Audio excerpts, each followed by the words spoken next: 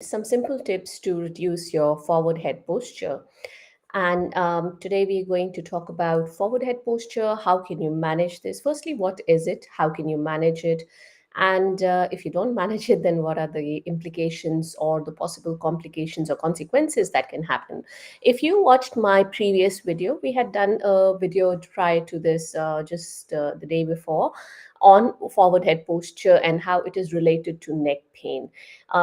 I think the title of the video, I can't remember very clearly, was something on the lines of can using a mobile phone or using phones cause neck pain?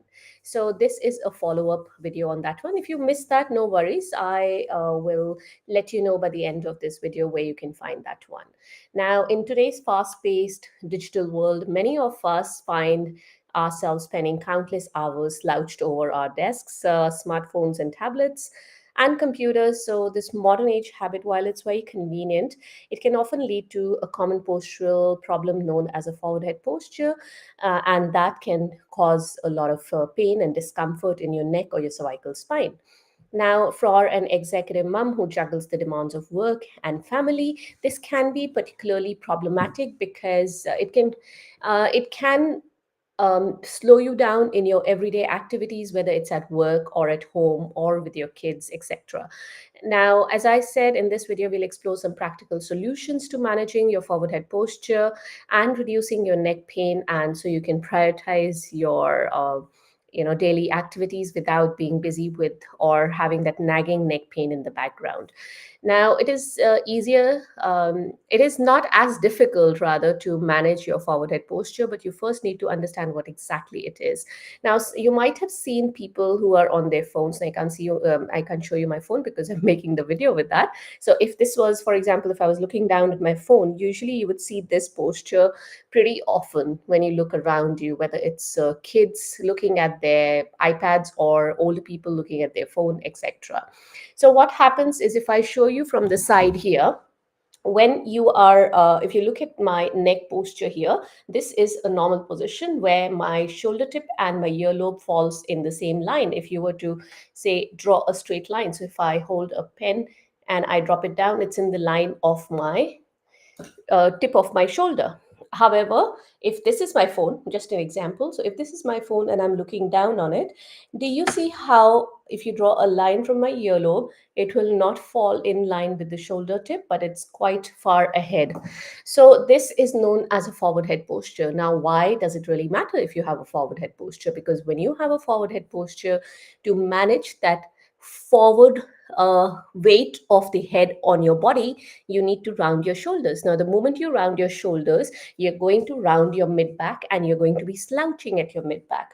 And your spine is like building blocks. So it's one vertebra stacked on top of the other with a disc in between. If anything goes out of alignment in your neck and your upper back area, you will have, if not immediate, later on in the long run, you will have misalignments or malalignments in the rest of the spine as well. In basic simple English, what that means is you will have pain along the other parts of your spine as well.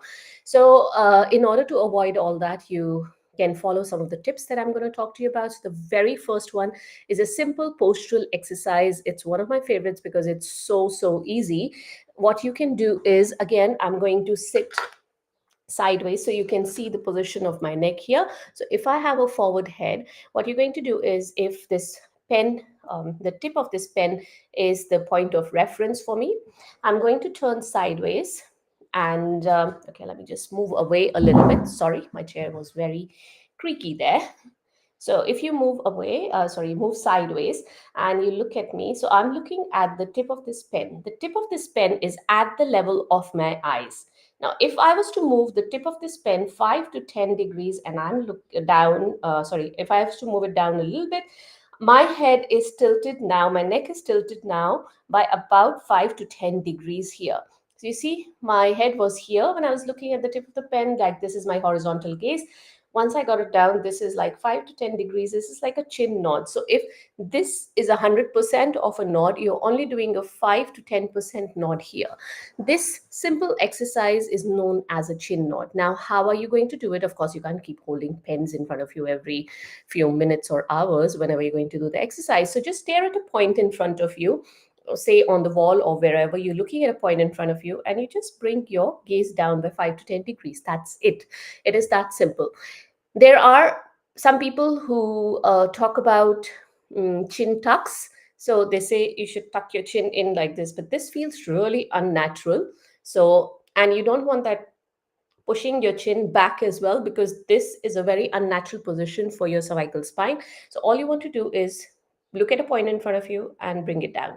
Anyway, let's not beat a dead horse. So let's move on. What this means in terms of your daily activities is, if you are, say, holding a book in front of you. So I have a couple of papers here. So if I'm holding these papers in front of me, and I'm reading at something on these papers here. So I am going to keep the top of these papers, or even if you're looking at your iPad or your tablet, you are going to keep the top of the screen or the top of these papers about 5 to 10 degrees below your horizontal gaze, so that you have a natural chin nod here. The same is applicable to your screen when you're looking at your laptop or your desktop screen. Make sure it is not high up, otherwise you're looking at it like this, and what's happening is there's a lot of compression on the back of your neck. There's a lot of pinching of the nerves there. So you want to be looking down by 5 to 10 degrees and not this way. If you are using your laptop, you will have to mount it on a couple of, say, a block, or get a proper, a stand for your laptop, or you can just take a couple of books and stack it up and put your laptop on top. Whatever works for you, really. As long as the top of the screen of the laptop is such that it is 5 to 10 degrees below your gaze. You might have to adjust your chair accordingly if you have one of those office chairs.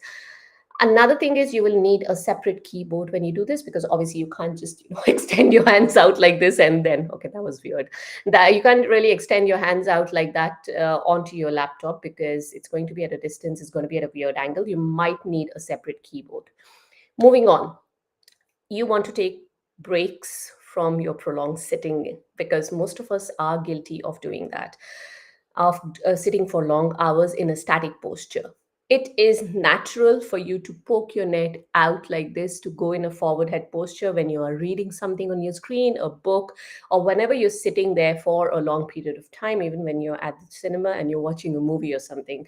So try and move around. If, say, you're in a meeting or you're in a flight, you can't move around, obviously shuffle around in your chair. Just de-stress your cervical spine a little bit. Maybe just move your head from one side to another, tilt your head from one side to another, just move your neck around. So that gives a break to your cervical spine. Of course, if you can get up and walk around, that's the best. Go get a glass of water, good to hydrate yourself, right? Another thing is, in these breaks, you can do some desk based exercises. These are basically head to toe exercises for all the joints in between, which take under 2 to 3 minutes to do. I have put them into a simple video guide, and I will leave a link in the description of this video to a blog where I have left this video guide for you. There are a couple of other things, more information in that blog on how to reduce your forward head posture, and of course get pain relief from your neck pain. And it has other video that explains forward head posture as well. So there are lots, and there's a free guide in there as well, so to do with neck pain. So there is a lot of things in there, so have a look at that blog. If you're watching me on Instagram, that blog is in my bio. So there's a link in my bio. You click on that, you can see the blog. If you can't find it, just message me and I'll send it to you. Also, um, I mean, there are a couple of other things that I have mentioned in that blog. These are my notes. So about what sort of pillow you should use at night, what should your sleeping posture be, which is very important, and a couple of one or two other points that you might like to know if you're interested in reducing your forward head posture. Alrighty, so if you have any questions, any comments, do drop them below this video and I'll address them for you. And go have a look at that blog. I will leave it in the description of this video in just a little while. All right, I'll see you guys next time. Bye for now.